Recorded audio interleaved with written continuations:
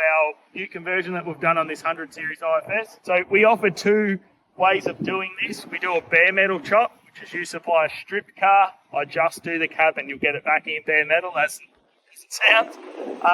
From there, you've got to either have a full conversion, which is what this one is, or I give it back to you in bare metal and you can clean it and finish it. And for a lot of people, that's the only bit they are uncomfortable having a go at.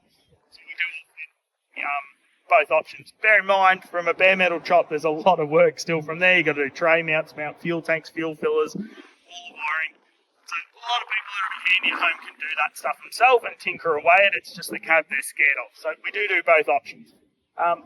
When it's like this one, it drove in as a full registered car. It leaves as an engineered, finished, complete interior done job. So it's a drive in, drive out. That's generally, it's different from car to car. Most of your older vehicles are around the 20 grand mark with a tray and with everything. Your newer cars are sort of in the low 30s, but each model's different. You can talk to the girls in the office and they can sort you out. I'll walk through this one. So obviously we strip the car, remove all the interior. Now, these older cars, they normally all have got certain things we've got to do that's different. This one, it had a roof skin on it. It had some rust issues. We had to sort all that out. You know, it had a few rust repairs, clear taken off the roof. The bonnet's been repainted. Little things to tidy the car up. Obviously, while it's getting our Ute conversion done, they can be assessed. So, for your money, generally the paint gets done into the back door. So this has had a blend done in the back door and then the door cleared. So we can get the fresh paint to the old paint and it isn't a noticeable thing. So we try and make it all look like it was always just like that. It's a bit hard to see, but we do a ribbed back. We put a lot of effort into the back, so it's a folded centre section, has baby seat bolts.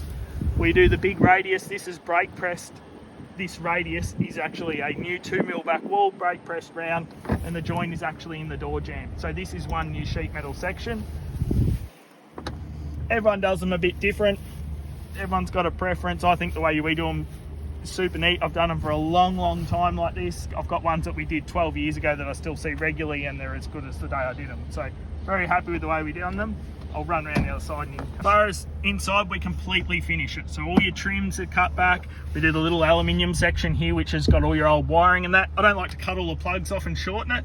If you're ever trying to find an issue in the car, it's nice to be able to see all the plugs and you can generally walk through and go, oh, that would have been where the tail light section or that was where something is, and you can still diagnose something.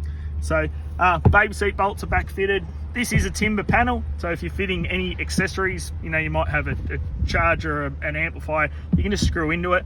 The main reason we do it is it cuts a lot of road noise out, because obviously this would be normally could be droney because it's a flat wall, so this just deadens everything down. So we do all the carpet.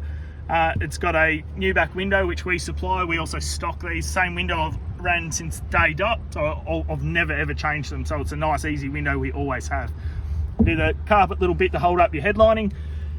Everyone's done a little bit different. Some have a hard headlining like this car, some have a material one. Doesn't matter, we sort it out. They all have all the trims fit. It all fits like normal. Your seat will still work like normal. I try and make the cab as small as humanly possible so that it just fits. So you have a little bit of room at the bottom, but yeah, obviously trying to get as much tray as we can. This tray, generally most dual cabs, roughly 2 meters wide, 14.50 long is a very common size, and it's quite a usable tray. We do have the option of doing an aluminium drawer. We do have the option of putting your spare underneath. This car being standard still, like all the fuel tank and that, his under winch thing works, you can still have the tyre underneath. He hasn't got it in there at the minute, but this is our pretty standard tray. It's an aluminium floor, so if you scratch it and mark it, it won't go rusty, which is a nice thing. Cuts a little bit of weight. They've all got quite a large box. For me, any dual cab needs the boxes. Even if you don't want the boxes, it does complete the look. It makes this bit not look as long. As I say, this length is a really nice length, not too much overhang. Obviously, it's all behind the axle, so you've got to be very realistic with your weight. These are tie points for your straps.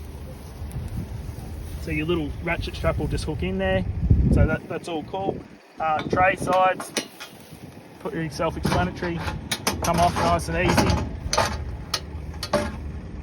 So we do a few different variants of these. Sometimes we do an inner skin on them. Yeah, LED tail lights. There's a couple of options with this general look of this tray. We do a couple of options. You can have a square headboard or round one. Something to consider with headboards is the bigger and fatter you go, the more tray you lose and you don't have much of it. So if you're going to have a permanent dog box on it, we try and not do a headboard because it's just wasting space. Fuel fillers have been remounted to around here. We convert it so one fuel filler does both tanks, so it's got all new piping underneath. On all your cruisers and that, the fuel tanks and things all mount to the cabin, so there's quite a lot going on underneath that you have to remount, rewire, replumb.